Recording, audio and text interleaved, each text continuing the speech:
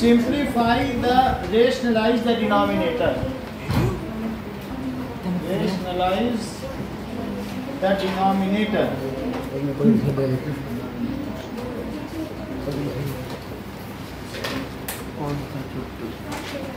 तो इसका जो आंसर पहले बताएगा उसके लिए पेन है। मैं क्वेश्चन लिखता जा रहा हूँ। साइंस है, साइंस अभी नहीं करा है। KV1 के लिए हमने साइंस आज रखा था, KV1 का कोई नहीं आया है। KV1 है आप लोग उस KV1 के और कौन है KV1 का? KV1 का कल साइंस का पेपर है बेटा आपका ना? चलिए आपने बताया नहीं मुझे अभिषेक के साथ नहीं सर क्वेश्चन नहीं होंगे। Right one difference between gas and vapour.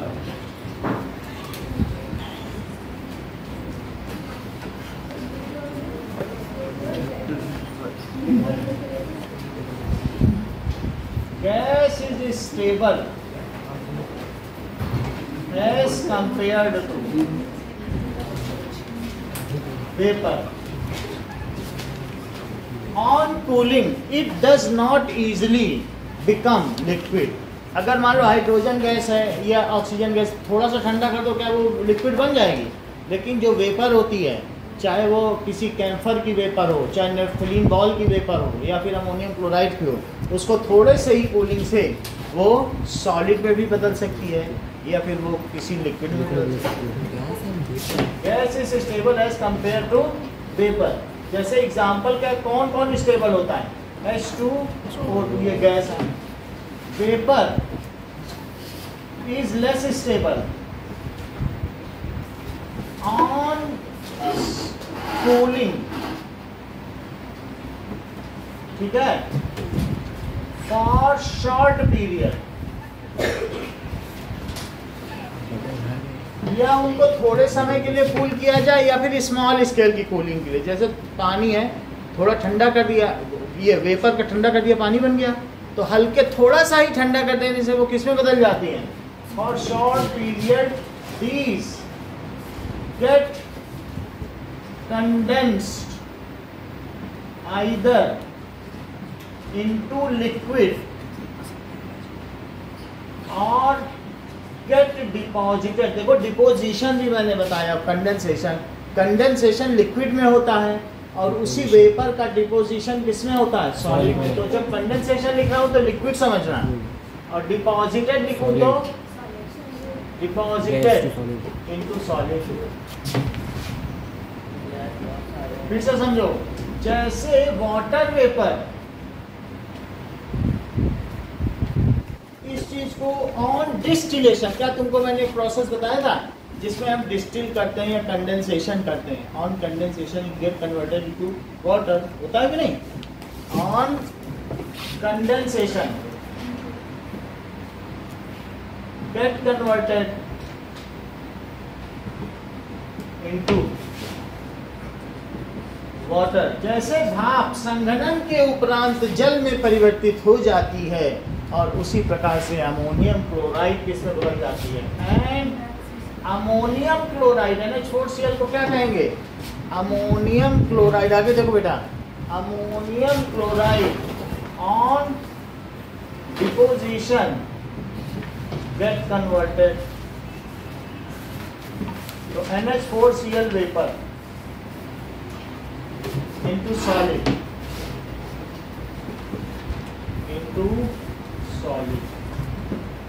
चलिए सर हिस्ट्री का सेकंड चैप्टर कब कराएंगे? अगला क्वेश्चन देखो, अभी उसका पेपर चल रहा है ना।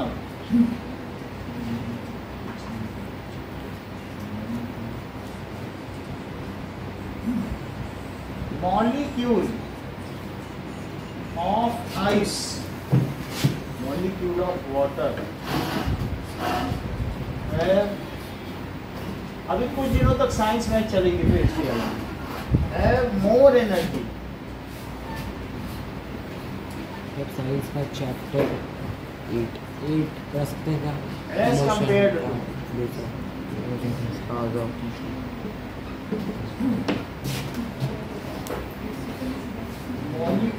as compared to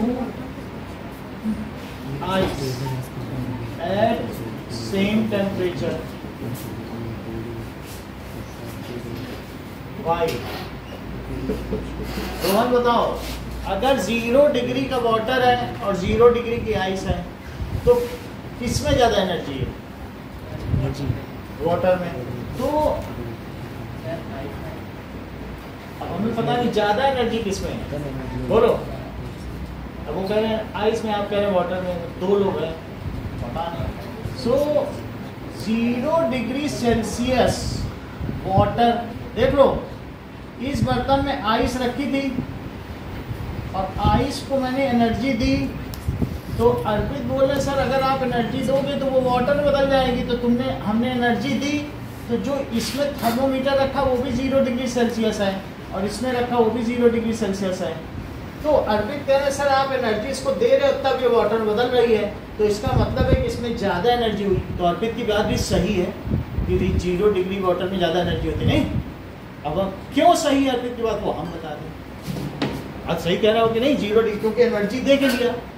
so 0 degree water has more energy than, देख लो, अगर 1 किलो वाटर को 80 किलो कैलोरी एनर्जी दी जाए तब वो 1 किलो आइस को दी जाए तब 1 किलो वाटर बनती है 80 कैलोरी एनर्जी। और अगर इसको तुमको 1 किलो पानी को 1 किलो भाप में बदलना है तो 540 किलो कैलोरी देनी पड़ेगी, उसको घंटों उबालना पड़ता है।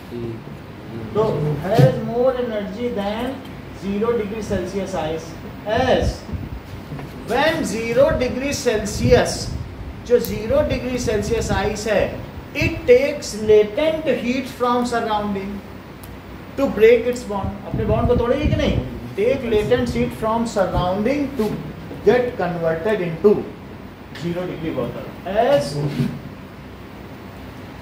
ice receives latent heat from surrounding to get converted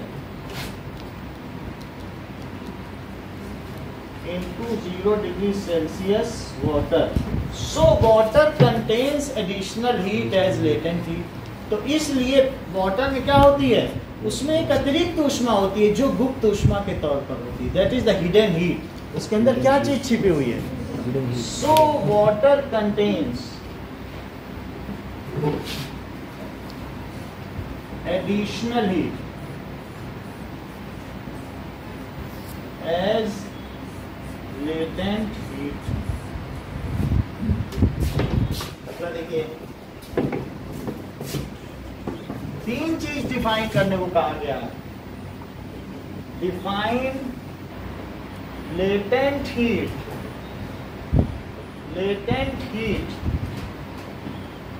of fusion, latent heat of vaporisation, of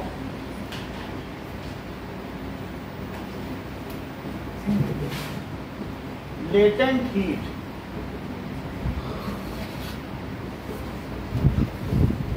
during interconversion of state, जब चाहे वो लिक्विड से सॉलिड में बदले, सॉलिड से लिक्विड में बदले, कोई कुछ भी होगा, during interconversion of state.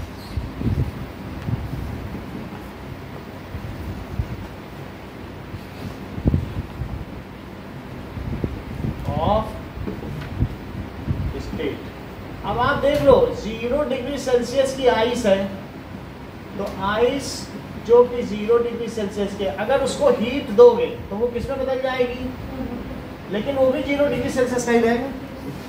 So during interconversion of state heat is received by substance but the temperature does not rise. This kind of heat is known as latent heat. This heat is utilised for breaking of bond. बताओ, ice ने जो ये heat ली वो किस में utilise कर दी? Bond को तोड़ने में, टेम्परेचर बढ़ाने में नहीं, and not for raising its temperature. During, देखो पूरा सुनो फिर मान्य पूछेंगे तुमसे। During interconversion of state what ever heat is supplied to the metal is totally utilized for breaking of bonds and not for raising its temperature. This kind of heat is known as latent heat or hidden heat. बोलो. During interconversion of state, the heat is supplied to break the bond, not to rise the temperature. It's called latent heat. अवस्था परिवर्तन के दौरान जो वस्तु को ऊष्मा प्रदान की जाती है वो पूरी तरीके से उसके बंधों को तोड़ने में उपयुक्त होती है, न कि उसका तापमान बढ़ाने में। इस प्रकार की ऊष्मा को इसकी गुप्त ऊष्मा कहा जाता है। तो जानते हैं ये, तो जरा देख लीजिए, what ever heat is supply. फिर से देखो, ये पानी है, उबलता हुआ पानी है, और इसको मैंने फ्लेम पे रख दिया और 10 मिनट तक और रख के रखा, ये उबल रहा है। इतनी बात हो गई। अब देखो ना, तो अब ये बता दो शानवी कि इसमें उंगली डालेंगे तब ज्यादा जलेगा कि जब 10 मिनट बाद डालेंगे तब उंगली ज्यादा जलेगी? करेक्ट बताए। ये बात शानवी को पता है कि सर उसका टेम्परेचर तो बढ़ा ही नहीं है, तभी तो वो बता सके कि दोनों में बराबर जलेगा, और नहीं तो कोई दूसरा होता कहता 10 मिनट बाद जलेगा। कैसे शानवी जानती? ऊपर मान्या ने बोला, उन्होंने ध्यान से सुन लिया। बोले अच्छा, तो फिर जो इसको हीट दी गई वो कहाँ गई? वो उसके बॉन्ड्स को ब्रेक करने में, और फिर जो पार्टिकल्स हैं उड़ते गए। उन्होंने ये भी ध्यान दे दिया कि पानी 10 मिनट बाद इतना बचा है। हर चीज वो माइन्यूटली ऑब्जर्व कर रहे हैं। वो देख रहे हैं कि जितनी हीट सप्लाई की गई उससे वो चीज जो वाटर था, बॉइलिंग वाटर, वो किसे बदल गया? एडिशनल हीट लोग लेते गए और हवा में उड़ते गए, लेकिन जो बचा हुआ पानी वो तो 100 डिग्री का ही है। इसीलिए हमेशा शानवी ये बोलती हैं, चाहे सर अभी उसमें उंगली डिप करो और चाहे 10 मिनट बाद, व्यक्ति उतना ही चलेगी। बहुत बड़ी बात है। 9th में रह के कितना ज़्यादा जानती है। चलो अब हम लोग ये चीज़ सीखें जो शानवी जानती हैं कि during interconversion of state what ever heat is supplied is, वो किसमें इस्तेमाल हो गई? बोलो। Conversion of state, utilized for breaking down the bonds breaking of bonds and for the conversion of state. ये बहुत अच्छा भी बोले, ब्रेकिंग ऑफ इंटरमॉलिक्यूलर फोर्स, जो उसके पीछे overcoming the intermolecular force of attraction, breaking off bonds, overcoming force of attraction, the intermolecular force of attraction. हाँ Manya, and not for raising its temperature. उससे टेम्परेचर तो नहीं बढ़ा ना? Not for raising its temperature. This heat is called latent heat और hidden heat. इसी को latent heat भी कह सकते हैं और हिडन हीट भी कह सकते हैं। Let us see now, Mayank, what is latent heat of fusion? वहीं से बताओ। लेटेंट हीट ऑफ फ्यूजन, गलन की गुप्त ऊष्मा से आप क्या समझते हो? लक्षिता बताओ।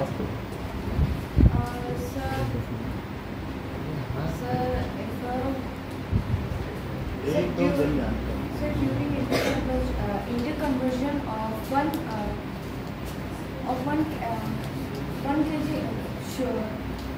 one kg of water is required. Water तो कहीं भी नहीं आएगा, बोलो। Liquid is the amount of heat is required to change 1 kg of solid into liquid at a fixed temperature and the atmospheric pressure is सब बता दिया।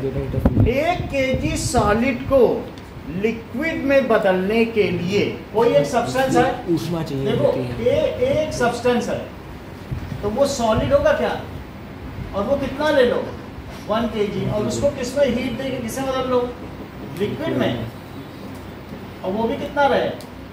तो जितनी हीट दी गई to convert 1 kg solid into liquid, ठीक है, whatever energy is required at atmospheric pressure and at its melting point. देखो मेल्टिंग पॉइंट ना बोलना चाहो तो कांस्टेंट टेम्परेचर कर दो, फिर से समझाना, अभी तो तुमको बताते हैं। मान लो जैसे आइस है, 1 kg तुमने सृष्टि ले ली और वो कितने डिग्री पर ले ली बोलो, और अगर तुम उसे वाटर में बदल सको 0 डिग्री सेल्सियस पर 1 kg, ऐसा तुम एटमॉस्फेरिक प्रेशर पर करो और इसके मेल्टिंग पॉइंट पे करो, क्या 0 डिग्री इसका मेल्टिंग पॉइंट है?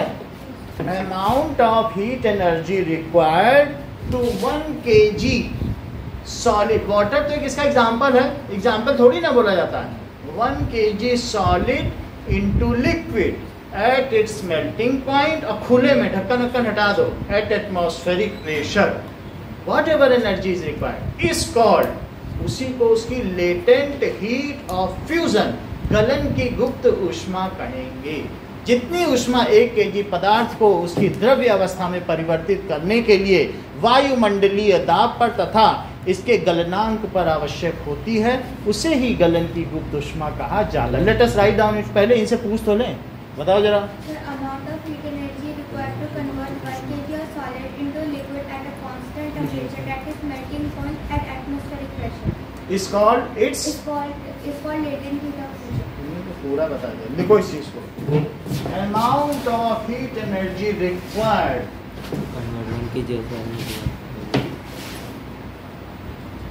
amount of heat energy required to convert 1 kg solid into liquid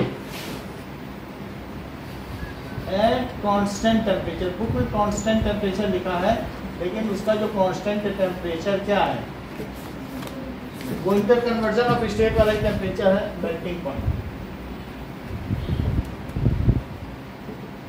Is called at atmospheric pressure.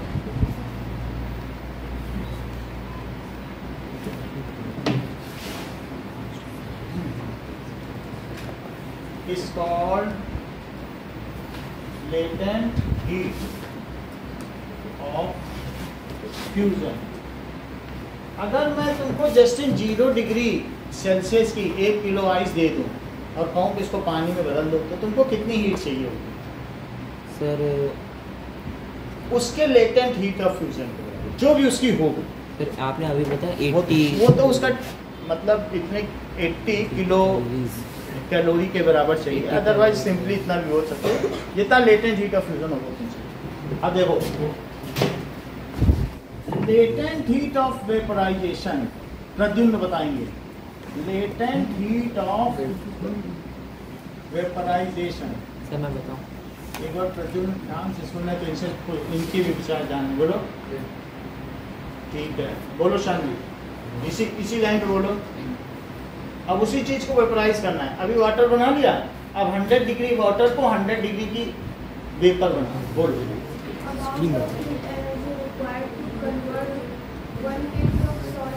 Solid से क्यों, सॉलिड में वेपराइजेशन होता है, लिक्विड से गैस बदलोगी तो वेपराइजेशन, वेपराइजेशन भी तो ध्यान दो ना। हाँ, पूरी बात नहीं कही, मान्य पूरी बात बोलो। अभी तुमसे पूछो, चलो। सॉलिड में वेपराइजेशन होता है। Energy required to convert 1 kg liquid into vapor at constant temperature. Melting क्या, बॉइलिंग नहीं होगी, वेपराइजेशन तो बॉइलिंग हुई ना। Its boiling point at atmospheric pressure is called. Rohan बताओ, latent. सही बता दिया, बोलो। Amount of heat energy required to convert 1 kg liquids into vapor at constant temperature of its boiling point at सही atmospheric ना। अमाउंट ऑफ एनर्जी या heat energy required to convert 1 kg liquid उबलते हुए liquid को उसको 100 kg की भाप में बदल दो। जब तक इतना घंटे भर तक इसको तुम गर्म करते रहो जब तक सारा 1 किलो भाप में न बदल जाए। 1 किलो पानी को भाप में बदलने के लिए जितनी ऊर्जा चाहिए वही तो लेटेंट हीट ऑफ वाष्पन की गुप्त ऊष्मा, ठीक है। सो 1 kg liquid into vapour at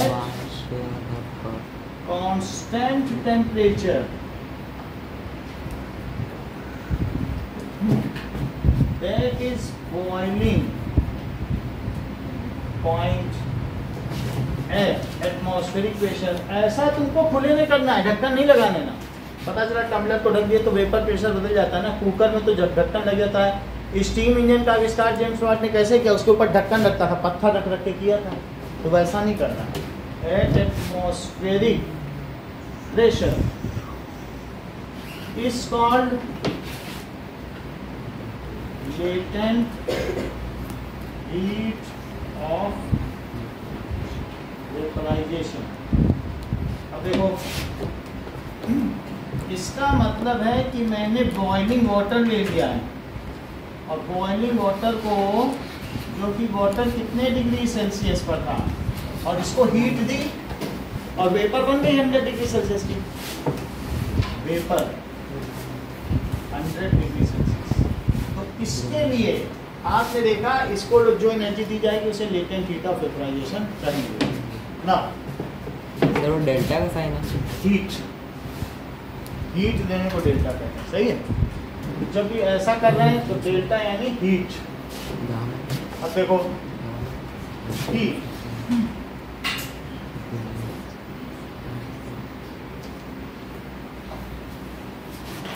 ये किस चीज का ग्राफ है और इसमें ए बी सी डी किस चीज को रिप्रेजेंट करते हैं ना।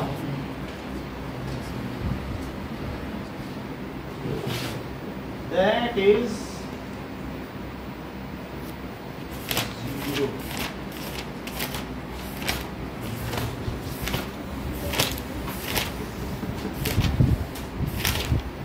यहाँ म्यूजिक जेड बना दिया। ज़िगज़ैग का मतलब क्या होता है? ज़िगज़ैग का मतलब है कि मैं उसे 1 सेंटीमीटर का फॉलो नहीं कर रहा हूँ, उसके बीच में बहुत ज़्यादा है। Now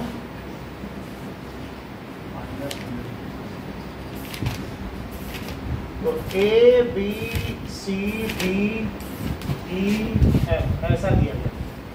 this is heat energy और दिस इज टेम्परेचर,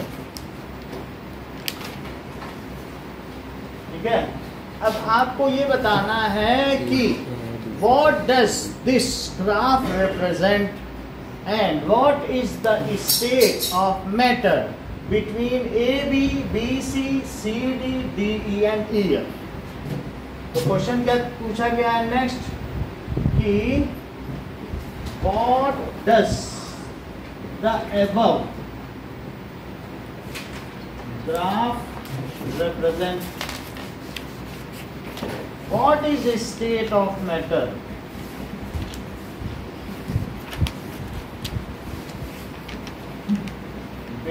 Between, या यहाँ ये भी लिख सकते हैं at A B C D,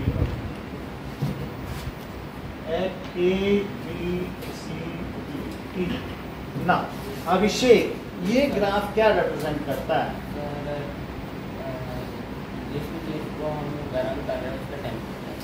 अच्छी बात, बोलो। Sir, it represents the state of matter when heat is supplied. State of matter ठीक है, लेकिन तुम्हें इससे ध्यान देना चाहिए कि ये पॉइंट इसको मैच कर रहा है और ये इसको मैच कर रहा है, तो ये आइस, ये वाटर का ही फेज है, डिफरेंट फेज ऑफ वाटर। ध्यान दो, कन्वर्जन ऑफ स्टेट भी तो कह सकते हो, इंटर कन्वर्जन ऑफ स्टेट। तो what does this graph represent? This graph represent, क्योंकि 0 डिग्री, अभी समझो पहले तब वाटर बोल पाओगे। समझो कि जो तुम्हारे रेफ्रिजरेटर का डीप फ्रीजर है ना, वो -30 पर होता है, कैल्विनेटर का -30 है, एलजी का -32 है, ऐसे सब थोड़ा ही अंतर है, लेकिन -30 पे सब नहीं लगभग। तो क्योंकि सब में एक ही गैस होती है। तो -29 तक तुमने पानी गर्म कर लिया, वो कूल कर लिया, आइस है, आइस 0 पे नहीं होती लेकिन उससे भी ठंडी की जा सकती है। कभी कभी तुम आइसक्रीम का कोन पकड़ते हो, हाथ में चिपकता है कि नहीं, तुमको पता नहीं चलता। और एक होती है कि आइस है लेकिन उतनी ठंडी नहीं, फिसलती है हाथ में, तुरंत पानी बन जाती है। लेकिन कुछ ऐसी आइस है जो बहुत देर तक पानी नहीं बनती, बहुत हीट लेती है, तो पहले 0 पे पहुंचेगी।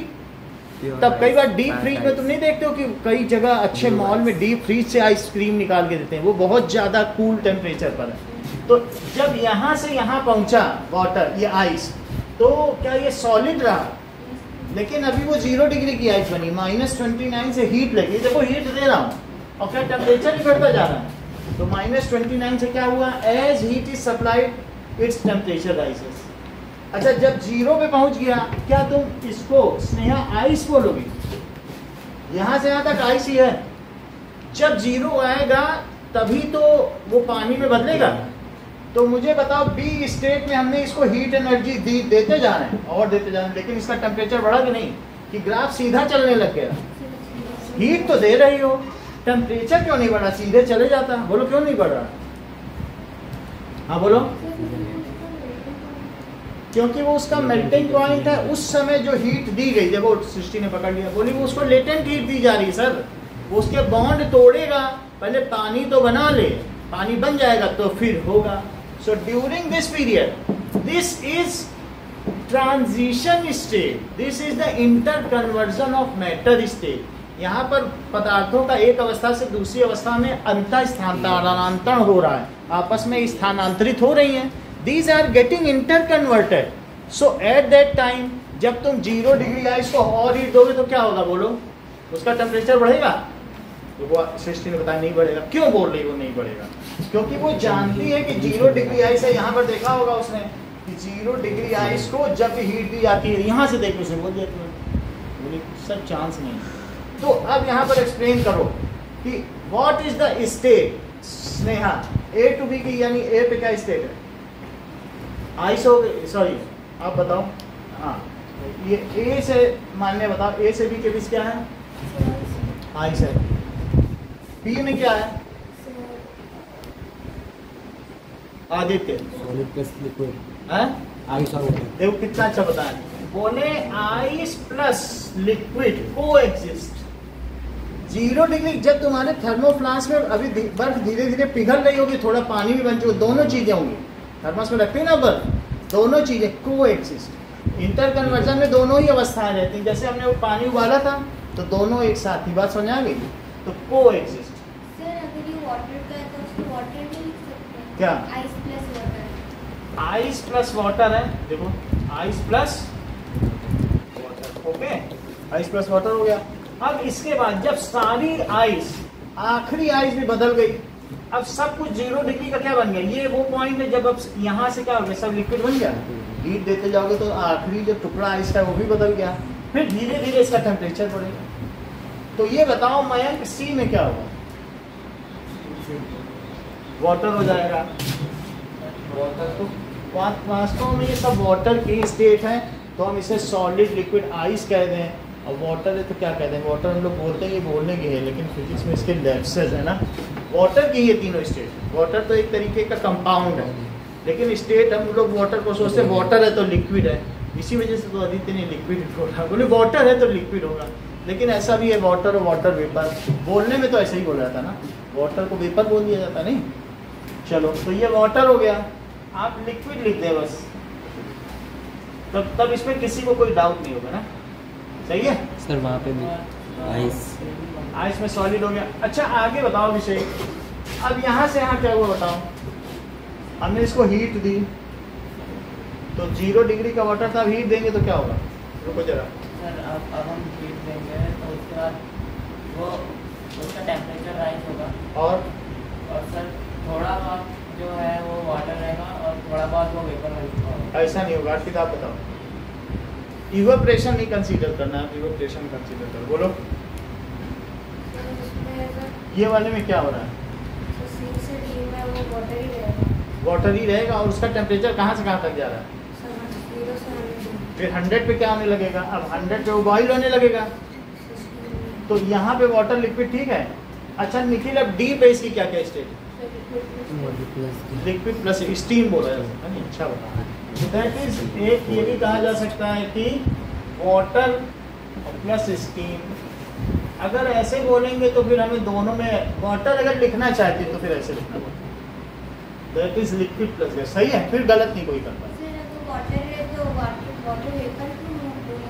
वाटर वेपर बोल दिए, steam water vapour is known as steam. Okay, और वाटर की ये सारी अवस्थाएं कि आइस, ये चलो इसके बाद ई पे क्या हो जाएगा बोलो, स्नेहा बताओ बोलो। टोटल स्टीम हो जाएगी। अब अगर स्टीम को तुम हीट दोगी तो क्या होगा? स्टीम ही तो वेपर होती, तो स्टीम सर अब जो वाटर वेपर है ना वो स्टीम बन जाएगी, फिर स्टीम वेपर बन जाएगी, फिर वेपर स्टीम बन जाएगी। दोनों एक ही चीज है, कहाँ से तुम बदल ले रही हो? हाँ, प्लाज्मा नहीं होगा। इसके बाद गैस, उसी गैस का टेम्परेचर और बढ़ेगा और बढ़ेगा और जल्दी जल्दी दूर दूर भागेंगे, और ऐसे में ये 600 तक जाएगा। अगर तुमको चाहिए तो कुकर के अंदर 660 तक टेम्परेचर जाता है। फिर से समझो, तुमको नई बात बताना। ये देखो कुकर में ये सीटी लगा लेना, इधर देखो अदिति, जब इसमें कुकर के ऊपर इसको फ्लेम पे रख दोगे ना तो ये बॉईल करता ही नहीं। कुकर में छोला 10 मिनट में कैसे पक जाता है, जबकि बाहर 4 घंटे में पकता है, कुकर में कैसे 10 मिनट पक जाता है? जितनी हीट इसको दी गई, अभी इसी कमरे में हीट दी जाए या सबको जूस पिलाया जाए तो जो सबसे पीछे वाली सृष्टि वो हाथ छुड़ा के भागने लगेगी। ये बॉइलिंग है। और फिर जब सबको एनर्जी मिल जाएगी तो एक बल्ब फिनोमेना होगा, सब एक दूसरे का हाथ छुड़ा छुड़ा के भागने लगेंगे। वो बॉइलिंग नहीं है, वो वेपराइजेशन हुआ। अब जरा देखो, इवेपोरेशन हुआ। कुकर में नहीं होता बॉइलिंग। कुकर में इसके ऊपर स्टीम तो आती है लेकिन उसका प्रेशर इतना बढ़ता है वो बॉइल करने ही नहीं देता। मान लो इसमें वाटर के वेपर उड़े, अगर मैं कहूँ या वाटर के वेपर बहुत उड़ जाए या इसी गेट के बाहर भीड़ लग जाए लोगों की कि हमको 9th बी से मिलना है, 9th बी के लड़के कहाँ हैं, बच्चे कहाँ हैं, तो क्या तुम लोग भाग पाओगे? वो घेर लेंगे, सबके हाथ में माइक है, 9th बी, आप 9th बी एयरफोर्स ऐसे बोलेंगे, भागने नहीं देंगे तुमको। इसी तरीके से यहाँ कंजेशन हो जाता है। वेपर इतनी ज़्यादा तो इसमें कभी बॉइलिंग होती ही नहीं है, वो हीटअप होते जाते हैं, लेकिन क्या वो भाग पा रहे हैं? और अल्टीमेटली ये वेपर बढ़ती चली जाएंगी और ये लाइन भी खत्म हो जाएगी एक टाइम। ये लाइन भी खत्म हो जाएगी, यानी वेपर ज़्यादा डेंसर होती जाएंगी और ये रेयरर। और एक ऐसा टाइम आएगा जब क्या होगा बताइए? It is known as critical point. वो क्रिटिकल पॉइंट कुकर पर क्या है? 660 डिग्री सेल्सियस तक कुकर के अंदर टेम्परेचर जाता है। और ये छोला उगालने के लिए बहुत काफ़ी है। अब देखो, कुछ लोग ऐसे समय में सीटी को हटा देते हैं और उसको खोल देते हैं, नीचे रख देती हैं। कभी तुम लोगों में लड़कियां ज़्यादा जानती हैं कि जब मम्मी कुकर की सीटी खोल के रख देती हैं तो नीचे रखने पर भी दाल 10 मिनट पे उबल रही है। ये इन लोगों को पता होगा, घर पे देखती रहती मम्मी कैसे, कहती मम्मी क्यों उबाल रही है? बोलेंगी बेटा अभी इसे 100 डिग्री तक तो आने दो। अब कुकर के अंदर 660 होता है। मम्मी लोग समझाती भी होंगी क्योंकि किचन में काम कर रहे हैं कि अब जब ये 100 तक आएगी तब तक उबलेगी, जब ये 99 जैसे पहुंचेगी तब इसका उबलना बंद होगा। तो अब कोई भी चीज कुकर के अंदर क्योंकि वो बॉईल नहीं कर पाई, तो अगर अभी यहीं पे तुम लोगों को मैं जूस पिलाता हूँ, भाग ना पाओ तो यहीं ऐसे ऐसे करोगे तो क्या टेम्परेचर नहीं बढ़ा? Due to energy, excess of energy, and you can not escape, you can not get converted. या तुम सभी वेपर हो और फिर भी मैं हीट दिए जा रहा हूँ, so it will increase your temperature. बात समझ में आ गई? तो इसीलिए जब भी कोई पूछेंगे डॉक्टर साहब ये हमारा मरीज ठीक तो हो जाएगा, बोलेंगे अरे भाई स्टीम से जला है। उनका कहने का मतलब ये कि 500 डिग्री सेल्सियस पे जला है और तुम ठीक होने की बात कर रहे हो। यहाँ तो उसकी बॉडी ही बचा लें कि ठीक ठाक मरे तो दिखने में शक्ल सूरत सही लगे। कहेंगे समझ नहीं रहे हो, स्टीम से जला है, पानी से थोड़ी ना जला। स्टीम से जलने का मतलब है वो 500 से जला, 500 degree. It is so severe burn. Okay, तो इसलिए स्टीम का टेम्परेचर क्या शानवी 100 डिग्री से ऊपर हो सकता है कि नहीं? हो सकता है। 100 डिग्री से ऊपर होकर के ये 660 तक भी जा सकता है। ये मैक्सिमम टेम्परेचर है।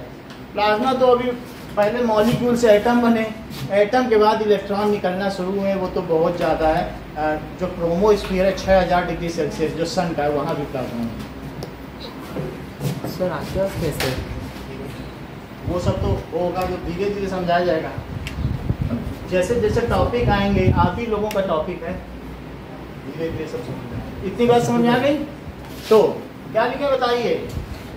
देखो, this is graph of inter conversion of state of water.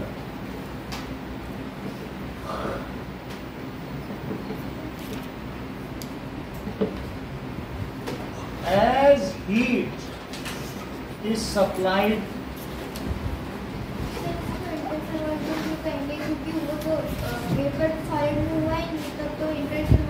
सब बदलना यही सब में होता है, ऐसे ही सब में होता है। सब में लेटेंट हीट होती है, सब में एक ट्रांजिशन फेज सब में। बट सर इस ग्राफ में तो नहीं है ना कि वेपर और सॉलिड में तो बदल नहीं रहा है। एक स्टेट से दूसरे में बदलने को इंटर कन्वर्जन कहते हैं। ये नहीं कि तीनों को तीनों में ही बदलना है।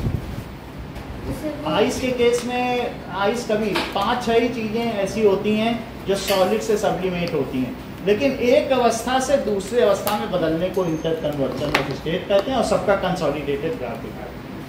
ये नहीं कि तीनों बदले तब इंटर कन्वर्जन, वो थोड़ी ना है। किसी का किसी में भी बदलना अंतर स्थानांतरण है। हाँ, किसी में बदलना इट इज इंटर कन्वर्जन। और क्या होगा? इंटर कन्वर्जन तो पूरा ग्राफ है वो कि किस में क्या है, उससे थोड़ी नहीं। सही। So it as heat is supplied to ice, ice get converted. किसमें कन्वर्ट होगा? To water. इतनी बात सही है? अब वो कौन सा पार्ट है बोलो? Now further water gate converted into steam. अब जरा देखो कि पार्ट ए क्या बताता है, बी क्या बताता है, सी क्या बताता है, डी और ई ऐसा। ए टेल्स अस स्टेट क्या है? आइस। तो ice plus water, water water plus steam, ये क्या हो गया? स्टीम। इसके अलावा इसमें देखो बी क्या है और सी क्या है। तो बी हो या सी, ये सब B and C are ice points. B और सी क्या है? Ice points. और ये स्टीम पॉइंट्स डी और ई। तो बी कॉमा सी, ये जो पॉइंट्स हैं ये कौन से पॉइंट्स हैं? Ice points. और अगर देखो डी और ई स्टीम पॉइंट्स। आइस पॉइंट्स को ही मेल्टिंग पॉइंट भी कहते हैं और उसको क्या कहेंगे? ठीक है।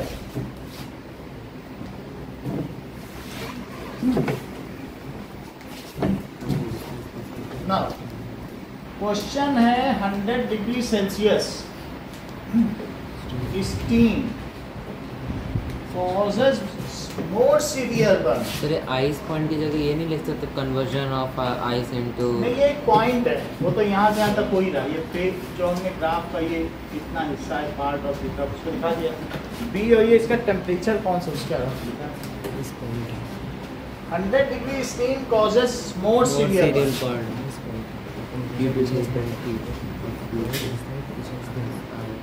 Then 100 degree Celsius boiling water,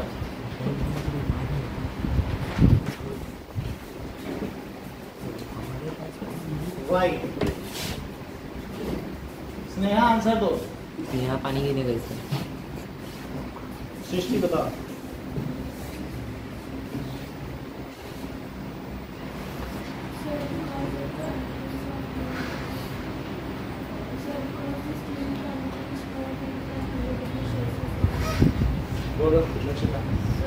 Because steam contains more heat than boiling water, than 100 degrees Celsius of boiling water, and Sir, as steam contains additional heat which it absorbs from the atmosphere, which is the latent heat of vaporization. So, Steam contains additional heat as latent heat। ठीक है। So it उसमें extra heat है तो इसलिए वो हमें जलाएगी भी ज़्यादा। स्टीम बनने में उसको आधे घंटे उबाला था ना तुमने पानी में, तो वो हीट मिली होगी स्टीम को कि नहीं? अब वही उसकी लेटेंट हीट थी। तो स्टीम में कौन सी अतिरिक्त ऊष्मा उपस्थित है? Latent heat. As steam contains, और जिसमें एडिशनल हीट एनर्जी होगी, additional heat energy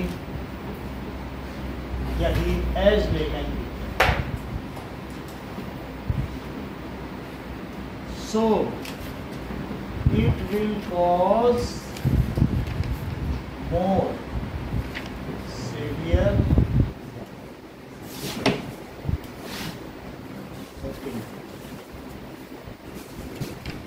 define boiling point and melting point.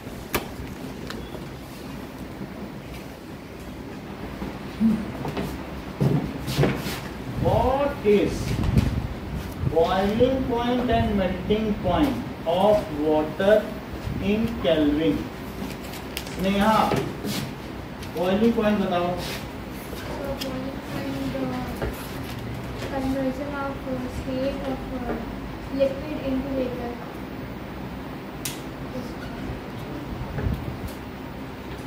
मैं क्या बता? The point at which the liquid state converted into vapor or gas state. बहुत अच्छा था, थोड़ा फिर भी रह गया। So at atmospheric pressure, then that certain temperature is called boiling point. The constant temperature at which, है ना? यह तो आप कहते हैं bulk vaporisation takes place. The constant temperature at atmospheric pressure at which bulk vaporization takes place is called boiling point of substance, जो भी substance। कहाँ? तुमने क्या बताया था? स्नेहा बताओ जरा। The change of state of liquid into vapor state is called at atmospheric pressure. The constant temperature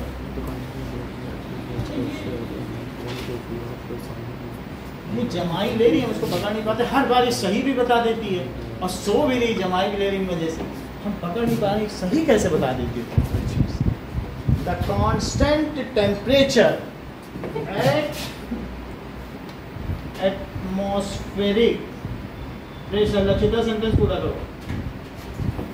The constant temperature at atmospheric pressure, at which atmospheric pressure takes place तेज प्रेशर, वो तो प्रेशर है, इसमें क्या take at bulk vaporization of at which bulk vaporisation.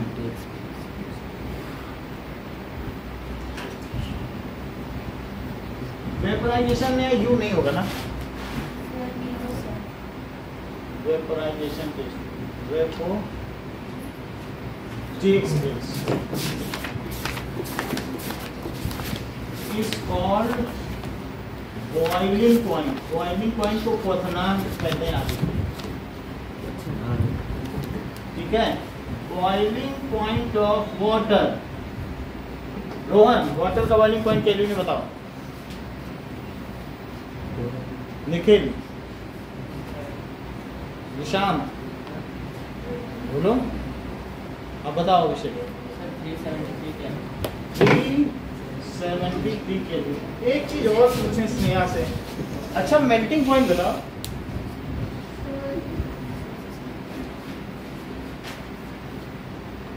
हम तुमको पकड़ ही नहीं पा रहे हैं, तुम हर बार एक्टिव हो जा रही हो। हाँ बोलो सिस्टर, बोलो। 273 केल्विन। नहीं, मेल्टिंग पॉइंट डिफाइन करो। Melting point define करो। The constant temperature at atmospheric pressure at which 1 kg of 1 kg वो लेटेंट वाला क्यों लगा? मेल्टिंग पॉइंट सरफेशियल फिनोमेना 0 डिग्री सेल्सियस है, 0 डिग्री सेल्सियस पे कोई चीज पिघल रही है, उसमें 1 केजी बर्फ भी पिघल सकती है, 10 केजी, 1000 केजी भी, कि 1000 केजी पिघलाओगे तो 10 डिग्री पे पिघलेगी। जितना भी हो सॉलिड जिस पे मेल्ट कर जाए। at which surfacial phenomena takes place। सरफेशियल कुछ नहीं है, लिक्विड मेल्ट हो रहा है, जब मेल्टिंग एक सरफेशियल है, इवेपोरेशन हमने क्यों डाल रहा है? The constant temperature at which liquid melts at atmospheric pressure is called its melting point। Solid melts. Solid, हाँ the constant temperature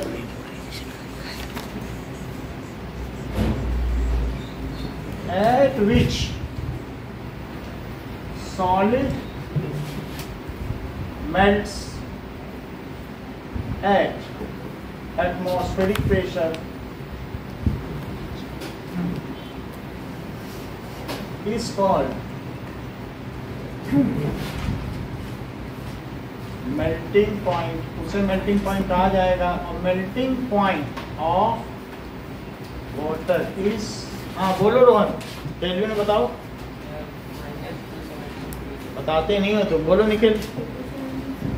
0 degree Celsius को तुम्हें बदलने में इतनी दिक्कत हो गई, तो 0 डिग्री सेल्सियस है और उसमें 273 जोड़ दो और तुम माइनस कहाँ से लगा दिए, वो तो नहीं कहीं मिल रहा. केल्विन में बदलना नहीं आता क्या? वैसे कैसे? इस 273 केल्विन. देखो kelvin is degree Celsius plus 273, तो 0 रख दो तो तुमको ये पता चला 273 होगा.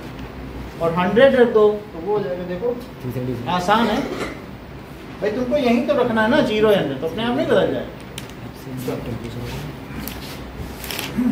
अब देखिए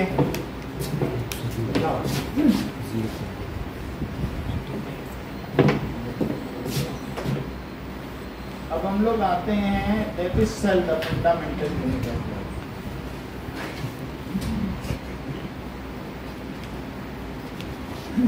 चलिए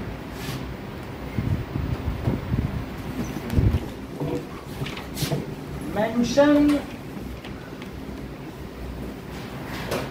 the use of deep folding structure inside mitochondria. What is its name and what it does?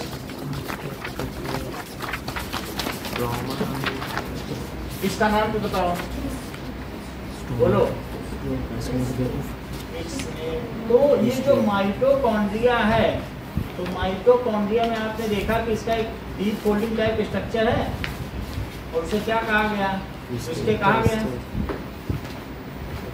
तो यहाँ पे ये डीप फोल्डिंग है, ऐसा स्ट्रक्चर पूरा है. क्रिस्टे ये क्यों फोल्डेड है?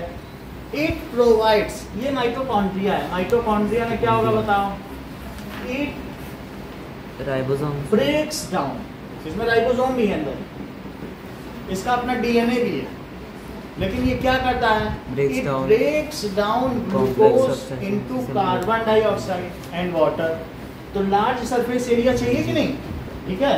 So the deep folding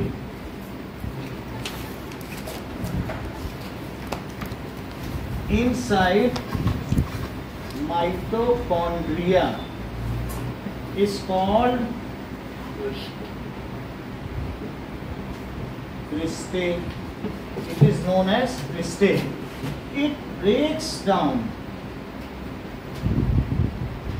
glucose into CO2 and water and generates 38 ATP energy. Sentence को पूरा करो, मान गया. And generates 38 ATP energy. इसको पूरा करो. थोड़ा और लिखना, ये अधूरा सेंटेंस है और तुम ही कर सकती हो, क्योंकि पहले भी तुम ही नहीं किया है. तो क्रिस्टे में एच नहीं आएगा. And generates cristae. एच नहीं आएगा. हाँ बोलो.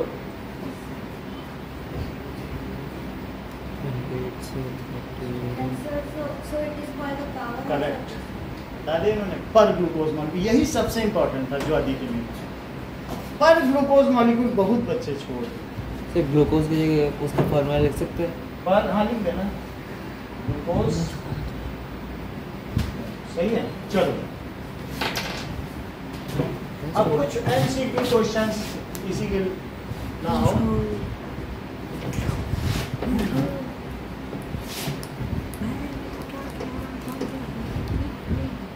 Which cell organelle contains their own DNA. ठीक है. What is the name of parallel vesicles of Golgi operators called?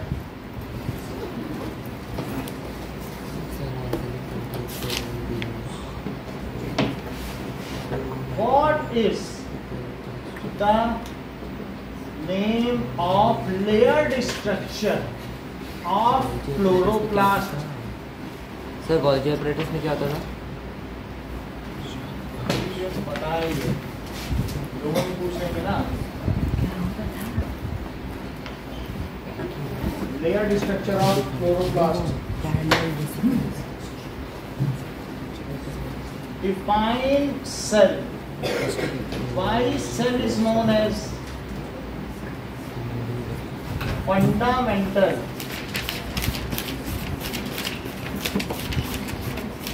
structural and functional unit of life.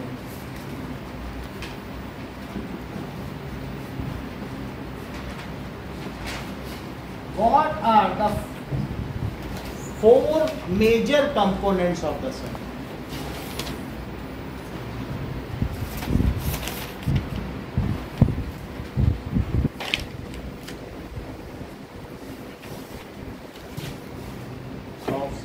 सारे बता दें. कुछ तो आप लोग को मिल भी गए होंगे.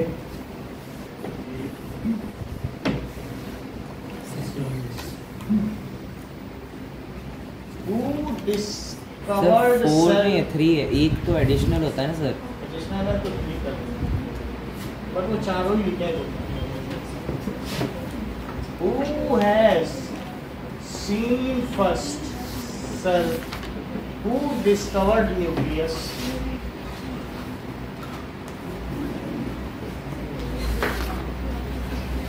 Who has given cell theory? Matthias Schneider. And who has extended it?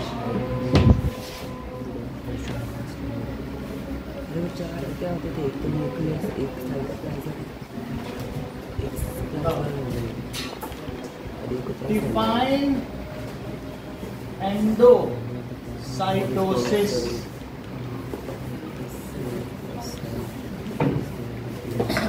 Now, sir ये हमें टेस्ट देना अभी. plasmolysis, homolysis, glycolysis.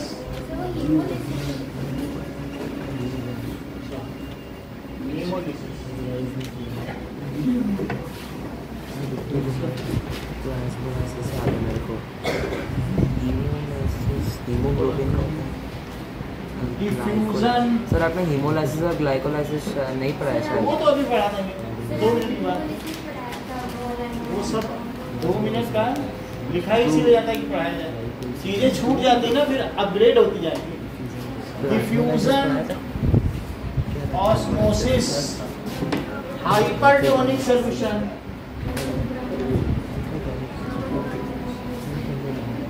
Isotonic solution. Sir ये अभी आप समझाओगे. हाइपोटोनिक सॉल्यूशन,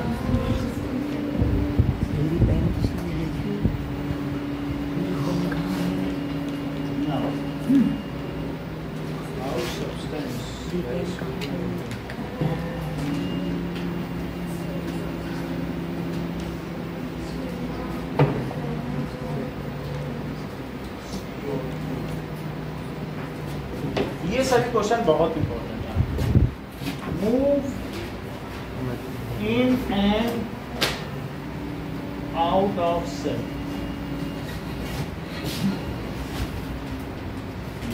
चलो इतना समझे.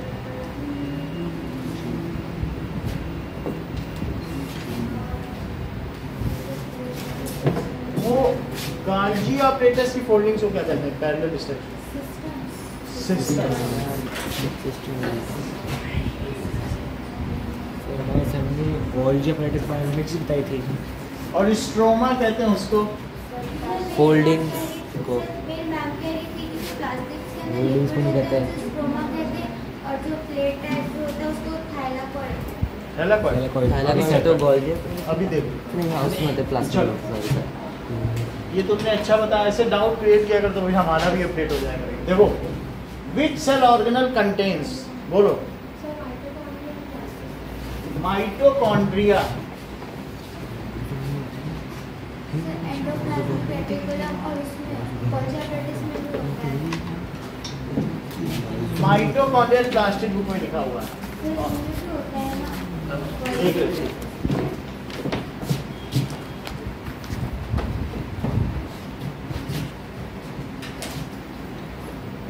ओके लाइसोसोम में भी होता है इसमें।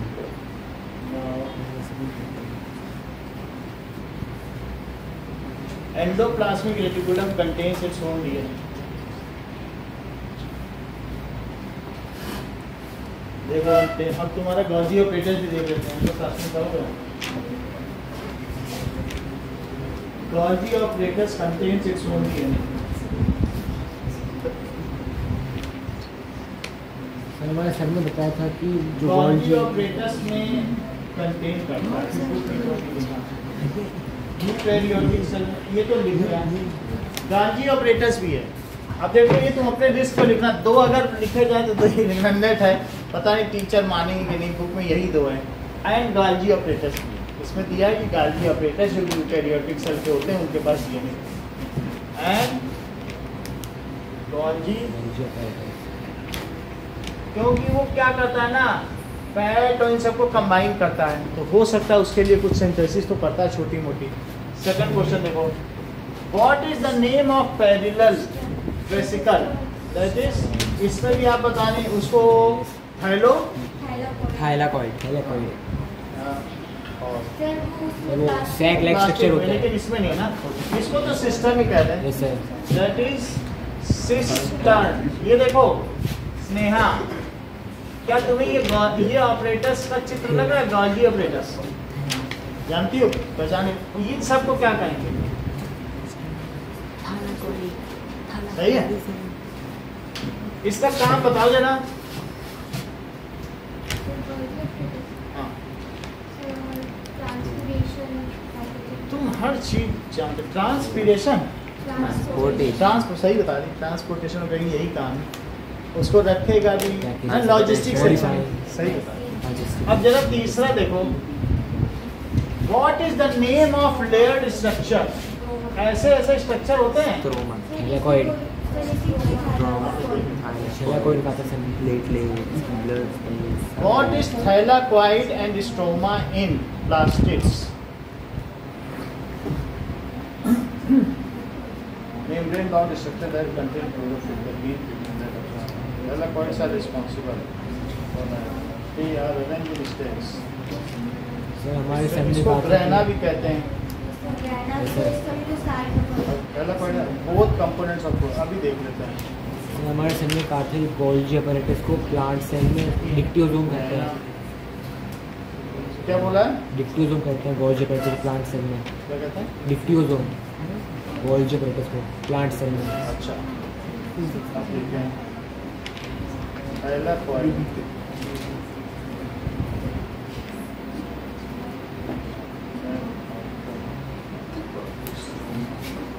थैलाकॉइड ही कहा गया है। थैलाकॉइड लिखो, ठीक है? ये सब थैलाकॉइड है। सर एक रहेगा तो थाइलाकॉइड, सारे रहेगा तो ग्रैना। देखो इसमें कैसा दिखाया है, इसमें एक रहेगा थैलाकॉइड है, सर सबको साथ में तो grana. Granum, granum, grana, grana thylakoids ही कहा। थैलाकॉइड्स, उसी को ग्रैनम कहते हैं। अभी पता चलेगा। देखो इसी को ग्रैनम, एक को ग्रैनम और दो को ग्रैना, दोनों लिखा है। देखो ग्रैनम, थैलाकॉइड्स, एस को लगा दिया, थैलाकॉइड्स ना। अच्छा, ठीक है। तो इसको क्या कहते हैं? एक एक को थैलाकॉइड्स ना, उसी को ग्रैनम भी कह रहा उसको जो रखा है, जो ध्यान आगे चलने पता चले। That is thylakoids. राइट, ज़्यादा इसके बारे में नहीं करना। Okay, define cell. Cell is the smallest living unit of life. Cell is smallest living unit of life. देखो, cell group together to form tissue, tissue group together to form organ, organ group together to form organ system, and organ system forms organism. So cell is the basic structural and functional unit of life. ईंटों से बन के दीवार बनती है, दीवार से बनकर कमरा बनता है, कमरे से बन के बिल्डिंग बनती है। उसी प्रकार से cell makes tissue, tissue makes organ, organ makes organ system, and organ system makes organism. So cell is called basic structural unit. अभी फंक्शनल मत बोलो। इसीलिए कोशिका को जीवन की संरचनात्मक इकाई कहा गया है, इसीलिए तो स्ट्रक्चरल कहा गया, फंक्शनल अलग से समझो। वॉट एवर यू परफॉर्म, जो तुम परफॉर्म कर रहे हो वो वास्तव में तुम्हारे सेल में हो रहा है। तुमसे क्यों डॉक्टर कहता है कि एक ड्रॉप अपना ब्लड छोड़ के चली जाओ, और फिर कल तुम चाहे आना नहीं, अपनी मम्मी को भेज देना, हम बस तुमको दवा दे दें। उसी सेल में मौजूद है कि तुम्हें बीमारी क्या है। Whatever activities you perform, you excrete, you ingest, you nutrition take place, respirate, that all is taking place. वो कहाँ कहाँ हो रही बताओ? सेल ही में तो हो रही है। वो सेल से बता देगा तुमको क्या बीमारी, तुम्हारा चेहरा भी नीचे सेल में बता। समझ में आ गई बात? सर सेल की स्टडी को क्या कहते हैं? That is cell biology. नहीं, इसका नाम है study of cell is called cytology. Cell, cell cyton है तो साइटोलॉजी। सही बताएंगे। देखो, अब देखो, cell is a smallest living thing of life. अभी हमने आपको बताया cell makes tissue, cell makes tissue, tissue makes organ, organs में देखो ऑर्गन सिस्टम, ये अच्छा होता है, मुझे इनकी बात पसंद है, ये मानने बहुत अच्छी लगी। कह रहे हैं कि सेल मेक्स टिश्यू, तो ये सेल नहीं बोलती, बोलते हैं सेल्स। सेल्स में टिश्यू, और टिश्यू में ऑर्गन्स, और ऑर्गन्स में, बहुत बड़ी बात बोल रही है। बहुत सारे टिश्यूज मिल जाए तो यहाँ टिश्यू लिखती है, यहाँ टिश्यूज, और बोलो ऑर्गन सिस्टम्स मेक ऑर्गेनिज्म, बहुत सारे ऑर्गन सिस्टम मिल जाए तो organ systems make organism. And sentence पूरा करो स्नेहा।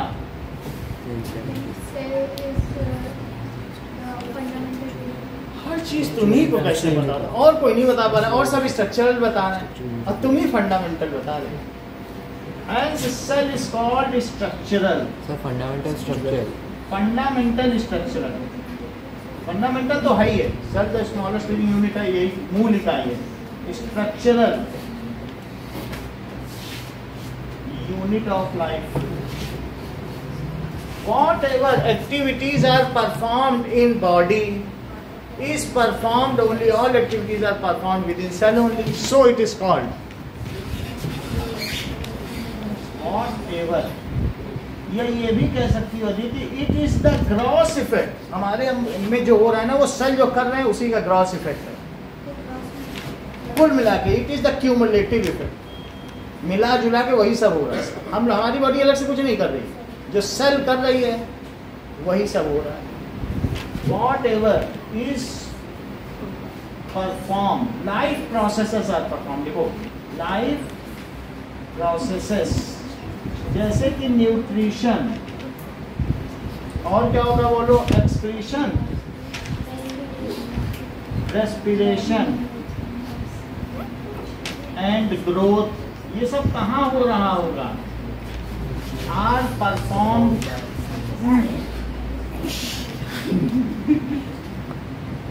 इन body, is performed by cell only. हाँ, इस सेंटेंस को पूरा करिए। This is why cell is called functional unit. So cell is called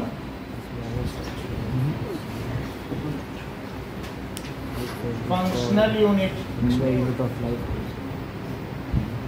दोनों बता दिए कि कोशिका को क्रियात्मक इकाई क्यों कहा गया और संरचनात्मक इकाई क्यों कहा गया। संरचना की भी बारे में इन्होंने बताया, क्योंकि जैसे ईंट से घर बनता है वैसे कोशिका से मिलकर इंसान बनता है, इसलिए ऐसा। अब आगे देखो,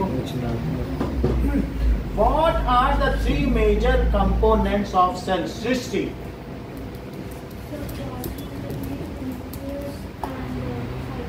सही है, यही चीज। सर वन वो additional cell cell wall wall. है, सेल वॉल होता है, किसी किसी में होता है। तो सेल वॉल भी बुक में दिए, 4 हेडिंग दिए। सर वन एडिशनल करके लिख सकते हैं। तो वो लिख देना, it is found in plants and fungi. Sir कहाँ लिखे? ऐसे लिखा जाना चाहिए। फिर तो हो गए। फिर उसके बाद ऑर्गेनल की चर्चा की गई है, तो वो आगे लिख दे, वो देना, छोड़ना नहीं। देखो, ये सेल मेम्ब्रेन, सेल मेम्ब्रेन को ही प्लाज्मा मेम्ब्रेन भी कहते हैं। सर इसको प्रोटोप्लाज्म नहीं कह सकते हम? नहीं, अभी देखो, protoplasm. Cell membrane, cytoplasm, cytoplasm and तीसरी चीज nucleus. Nucleus are 3 prime components, यही 3 major components of all cells. Additionally, अभी प्रोटोप्लाज्म जस्टिन बता रहा है। Additionally, cell wall is found। किन 3 चीजों में पाई जाती है Justin? Cell wall. Sir cell wall, sir fungi में, हाँ, सर बैक्टीरिया में हाँ। और प्लांट्स में। जो तुमने बैक्टीरिया का है वास्तव में वही प्रोकैरियोटिक है, वही मोनेरेंस। समझ में आ गया? तो प्रोकैरियोटिक जो शुरू में बने थे, और सर फंगी के अंदर मशरूम। फाउंड इन किसमें किसमें?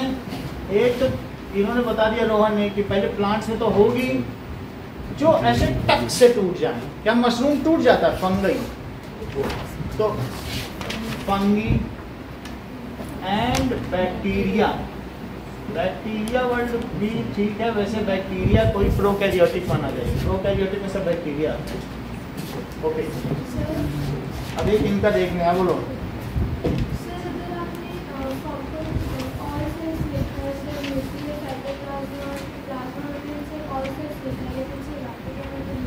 क्या जी? सब होता है, न्यूक्लियस नहीं होता, न्यूक्लियोइड होता है। न्यूक्लियोइड है। उसके बीच में न्यूक्लियस होता तो है। न्यूक्लियस है, न्यूक्लियस के अंदर में उसकी चर्चा की गई है। कोई बात नहीं, गलत कोई नहीं करेगा, जेनेटिक मटेरियल करेगा नहीं। न्यूक्लियोइड आप उसको अलग से मेंशन करें, यही चीज। तो जो बैक्टीरिया है ना, बैक्टीरिया में क्या होता है, ये ऐसे तैर रहा है, तो ये जेनेटिक मटेरियल तैर रहा है, इसी को कहते हैं न्यूक्लियर रीजन या न्यूक्लियोइड। इन जनरल जो बहुत सारे और ऑर्गेनिज्म है उनके केस में न्यूक्लियस है, तो न्यूक्लियस में ही तो उसकी चर्चा की गई। Okay, now what is protoplasm?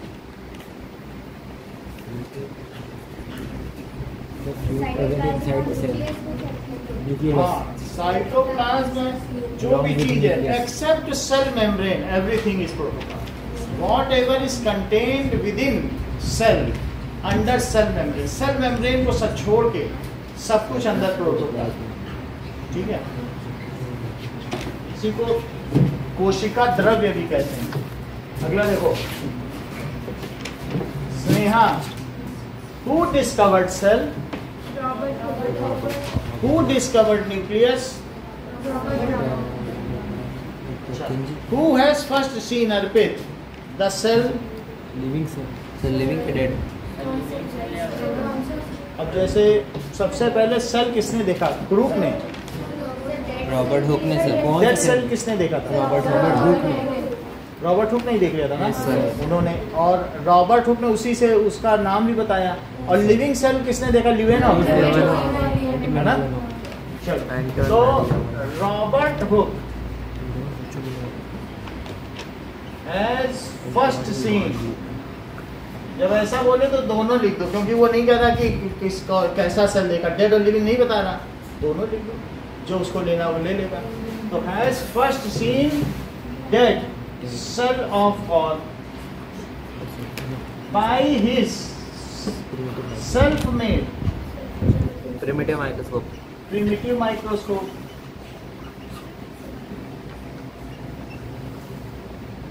इसको। और ये बताओ शानवी, ल्यूवेनहॉक ने क्या किया?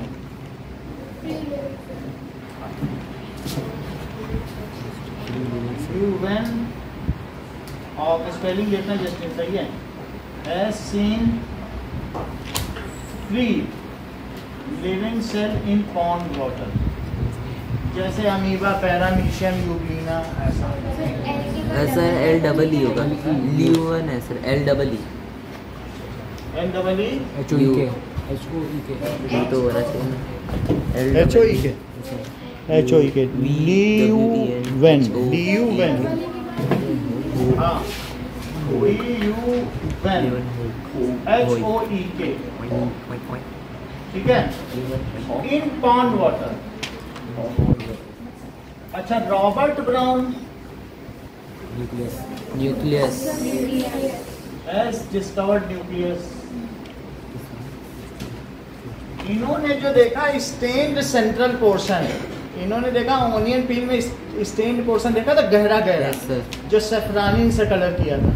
तो सर सेफ्रानिन की जगह कुछ और यूज कर सकते हैं। सेफ्रानिन अलग अलग तरीके के हैं, एक तो क्या है कि दैट इज ब्लू कलर का, कौन सा है ये? दो तरीके के हैं, सेफ्रानिन होगा, या ऐसा हो सकता है कि मिथाइलिन ब्लू और मिथाइलिन ऑरेंज, तीन ही स्टेन्स होते हैं।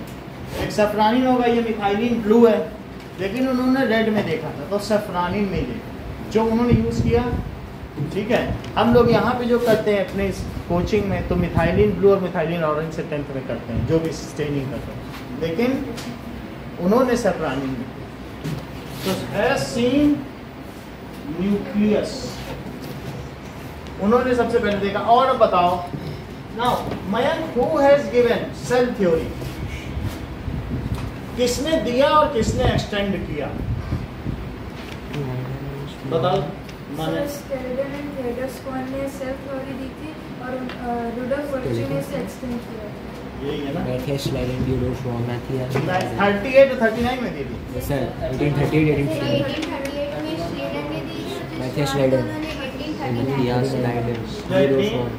और शर्माना। यूरो Schwann, has given cell theory. Virchow and Virchow ने क्या बोला था? वर्चो एक्सटेंडेड दिस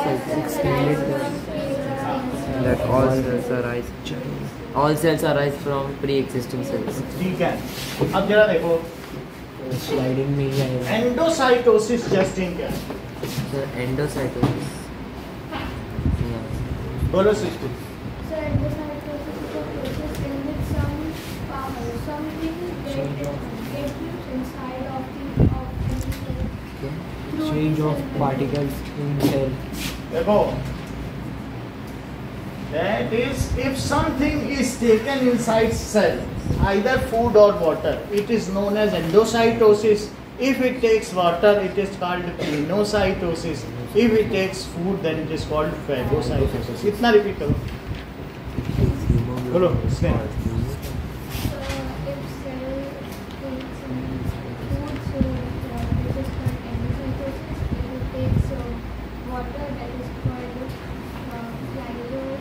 तुम सुन ही नहीं रही थी, दोनों ही गलत बता दी। तुम्हारे चेहरे से ही पता चल रहा है तुम सुन नहीं रही। हाँ बोलो, तीनों चीज बोलो, क्या बोला? Anything which is taken inside the cell is called endocytosis. तभी तो जमा ही आ रही थी, क्योंकि तुम इसमें ये स्क्रॉन्जिंग होती है जो तुम कर रहे हो। If water is taken inside the cell, then it is called pilocytosis, and if food is taken inside the it is called phagocytosis. अभी फिर से पूछेंगे तो मैं देखूंगा तो पता चलेगा कि कहाँ से शुरू करना है तुम्हारे साथ पढ़ाई। So if something is taken inside cell, endo का मतलब अंदर और साइटोसिस, साइटो का मतलब सेल, अंदर ले लेना तो एंडोसाइटोसिस, बाहर निकाल देना एक्सोसाइटोसिस। If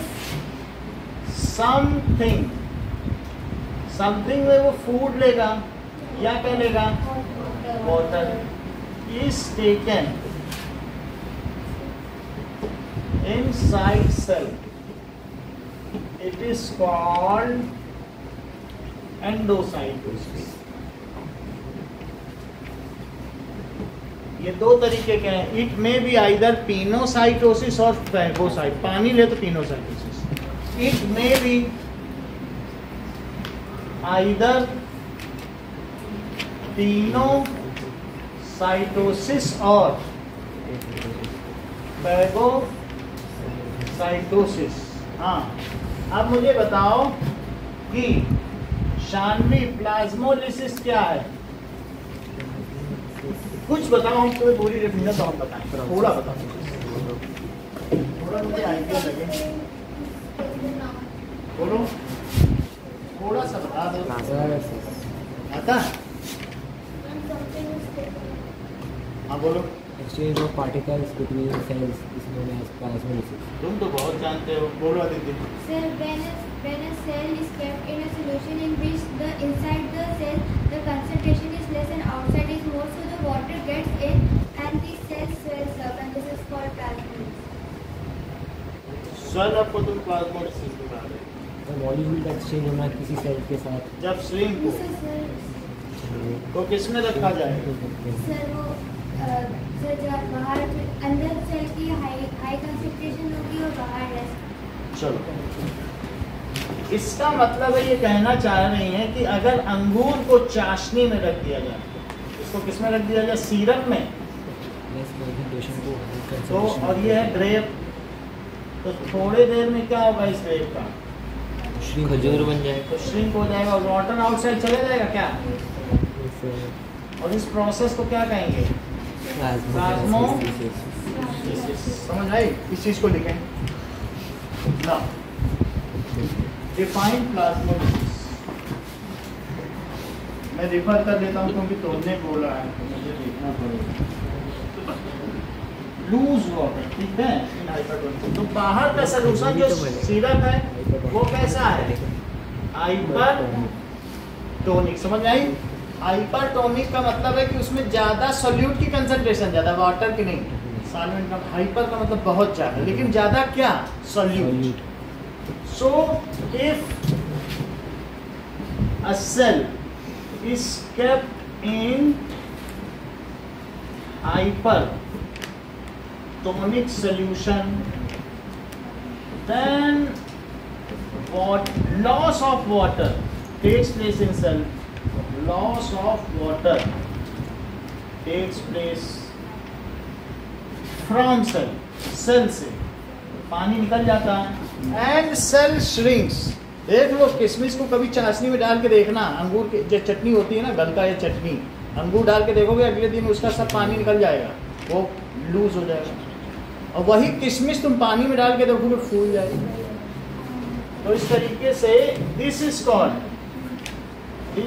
called plasmolysis. मानिए इसमें इसके साथ हमें हाइपरटोनिक सोल्यूशन भी तो पता होना चाहिए ना, तो हाइपरटोनिक सोल्यूशन बताओ। सर हाइपरटोनिक सर वो सॉल्यूशन जिसमें सॉल्यूट ज़्यादा होता है, सॉल्वेंट कम होता है। हाँ बोलो।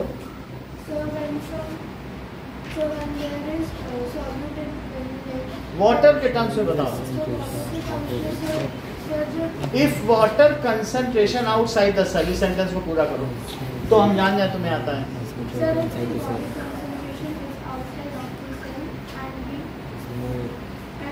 बता ही नहीं रही हो। If the concentration of the water outside the cell is high and the water concentration high दिख रहा है तुमको, less, सीरप में ज्यादा पानी दिख रहा है, ग्लूकोज में कम। less. If concentration of water, ये हाइपरटोनिक प्लाज्मोलिसिस ये सब आने वाला सवाल है, ये तो कल समझो रखा है, ये जितने क्वेश्चन में 3-4 सवाल होंगे। If concentration of water outside the cell is high, ठीक है, देन इट इज कॉल्ड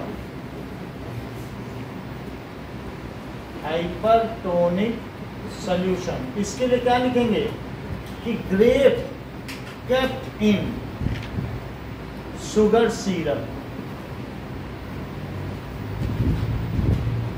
अब एक दो चीज आपसे पूछ लेंगे कि आपका एग्जाम है हाइपोटोनिक सॉल्यूशन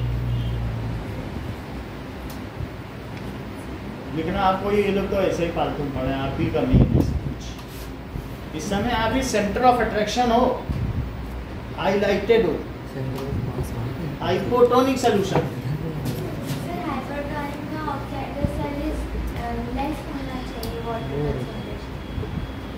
हाइपोटोनिक सॉल्यूशन में ये लेस नहीं लिखा क्या? हाई कैसे हो जाएगा? देखो कैसा है, हाइपरटोनिक है। अब हाइपरटोनिक के बाहर देखो पानी कहाँ है, पानी के टर्म्स में बताओ ना। Outside the cell. Ultimately osmosis is only the exchange of water, so we should tell in terms of water only। अब बोलो रोहन, निखिल बताओ।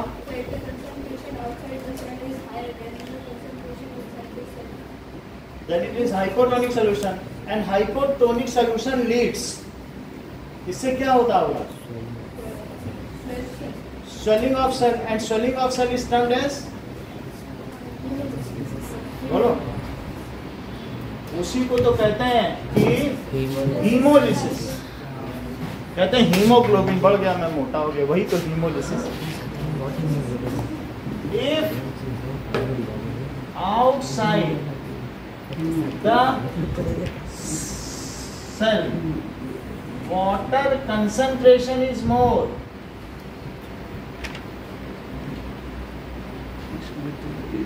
तो ये हो जाएगा it is hypotonic solution, it is hypotonic solution. वैसे आपने अच्छा बताया था कि it leads to swelling outside and may also result as turgor. फट भी सकती है सेल, सेल मारना तो फट ही जाए, इतनी बात हो गई। अब देखो that is haemolysis, swelling of cell when it is kept in hypotonic solution। Hypo ओ से ही पता चल गया, फूल गई, मोटी हो गई, हाइपो, ठीक है।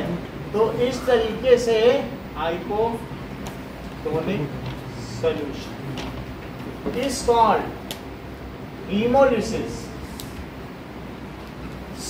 सेल ने अपना एग्जिस्टेंस खो दिया, या तो वो टूट कर पतली हो गई या टूट के मोटी हो गई, टूटने को लिसिस कहते हैं। अब इसी आधार पर ग्लाइकोलिसिस की व्याख्या करिए। देखो ये इन्होंने बता दिया ग्लाइकोलिसिस तर्जुमे में, और कोई ना बता पाता। इन्होंने कहा ग्लूकोज का टूटना ही ग्लाइकोलिसिस है, और ये माइटोकॉन्ड्रिया में होता है। Breaking of glucose, breaking down of glucose is called glycolysis। ठीक है, अगर जो लोग जनरली लिखना चाहें it takes place inside cell, वैसे तो माइटोकॉन्ड्रिया है। तो ग्लूकोज किस में टूटेगा? CO2 में टूटेगा, वाटर में, और एनर्जी समझ आ गई, इतना ही रखो।